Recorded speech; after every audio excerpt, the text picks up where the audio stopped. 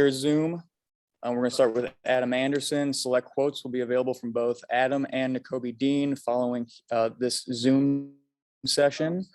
We're going to go ahead and start with Anthony Dasher and Connor Riley. Hey, Adam, congratulations, man. I want to ask you, the defensive stand you guys made at the end of the third quarter, resulted in the blocked field goal. And then there at the end of the game where you guys almost held them out there that one final time. How did those two series, I don't know, maybe kind of epitomize what this defense's DNA is this year? Toughness, when you ask about our defense, actually. When you see like the last possession of the game, when you saw where they're going to score, and 4th and 1 or 3rd and 1 or so, like we take with conscious with our defense, and as we say all the time, like nobody in our end zone. And even that you heard Nolan say earlier, we don't even care if it's like the Patriots or so to get in our end zone. We're not letting nobody in there. Hey, Adam, the impact Jordan Davis has on this team when he's playing this way and blocking extra points, how much more energy does that give this defense? Bro, seeing the dude that's like 340, 6'7", moving like that, potential like stopping, because a lot of time, a lot of people be like, okay, well, like, is he getting these tackles or so? But when JD is like, taking 3 dudes out, helping the other person out as well. So like, just very a team player, and also just like the way he doing, even like PAT or so, blocking punts, like that's great. Next, we'll go to Mark Weiser and then Lance McCurley. Adam, were you on the field there at the end? I'm sorry, can you repeat that? Were you on the field at the when Kentucky scored there at the end? Yes, sir. Okay. Did it feel like it was a 23-point game, or you guys were kind of making it seem like it was a national championship there, keeping them out? Honestly, we treat that like anything. Like, even if it's like 4 seconds left in the fourth quarter and we blowing somebody up, we still don't want nobody in our end zone. And honestly, like, you don't even score, it still hurt right now. Hey, Adam, on those blocked, on that blocked field goal and PAT, what did Jordan and kind of Jalen and Devontae, what were they like kind of on the sideline after that? And did that just really give y'all some juice? Honestly, it's not even just the defense giving us juice. It's like the fact that like it gave even like the offense momentum. Like just seeing them block that, like, that's something we practice almost every day at practice. So just trying to block one and just seeing them block like 2 in a game like that, that's something we proud on. And doing 2, 3 dudes just moving the line. Next, we'll go to Palmer Tomes and then Chip Towers. Adam, y'all held Kentucky to a season low rushing today. What do you think y'all did so well to do that? Honestly, it was just like, even like we had like our small mistakes or so, but at the end of the day, we have more trust with each other. And when you allow with trust, that made me feel like anybody can do their job. And once you do once everybody doing their job, it made the defense and everything so much easier. Yeah, Adam, I just wondered, they call a timeout with 4 seconds left, I think, to try to score there. I mean, were y'all like personally offended? It just felt like just seeing the mannerisms of everybody. There was a lot of tension at that moment. Then, of course, they do score on a pass and you guys get the blocked extra point. Just describe to me, if you would, the emotions of that, those few seconds at the end of the game.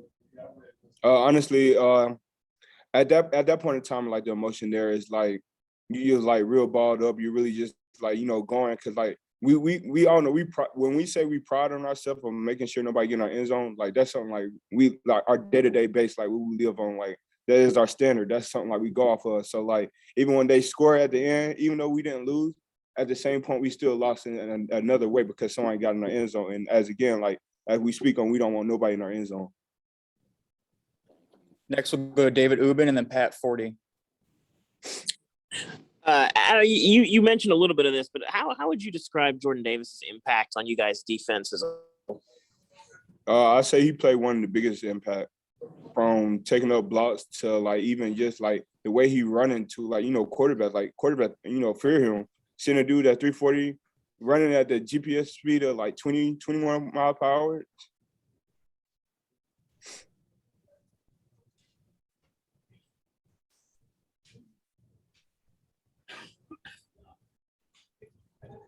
Pat?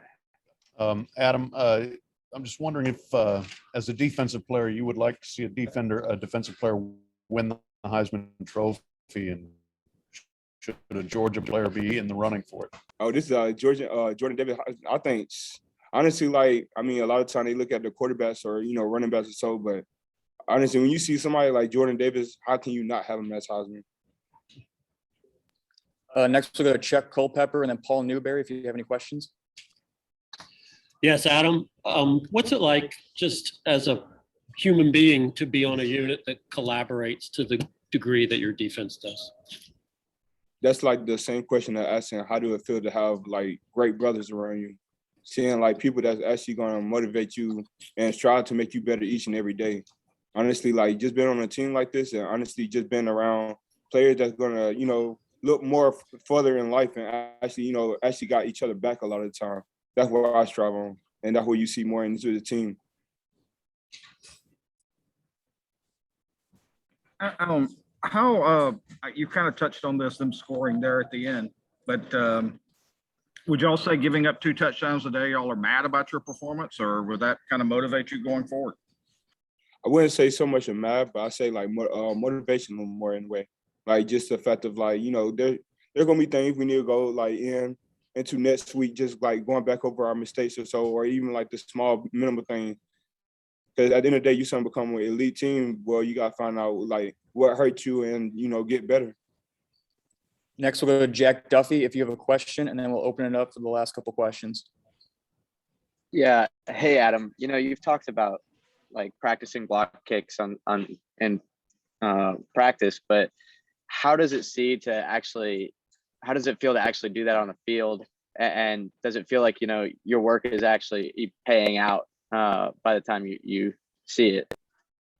Honestly, I feel like that's for like everything you do in practice. A lot of times, like you're seeing like assignments go the right way or so, and then when you actually run into the game and it run the same way that you did at practice, like they just showing you process and showing you like the more practice you put in, the more hard work, effort, like it's gonna come. And like if you really practice it, then it really gonna come in the game as well. Okay, we'll open it up for the last 2 questions for Adam. Hey, Adam, Chip Towers, just a big picture. Here you guys are, you're still number 1, you're undefeated, heading into an off week, with Florida. Does it feel like you guys have accomplished something at this point, or does it feel like there's just so much more to do?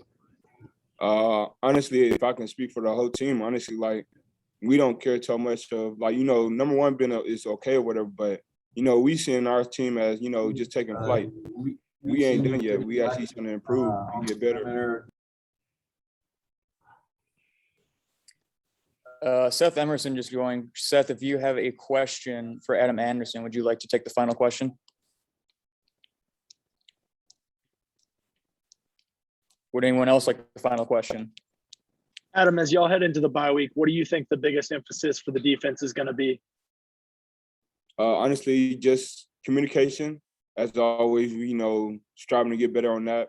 But also just make sure staying in shape. Also, just make sure that, we still in the playbook as well. All right. Thank you, Adam. Thank you.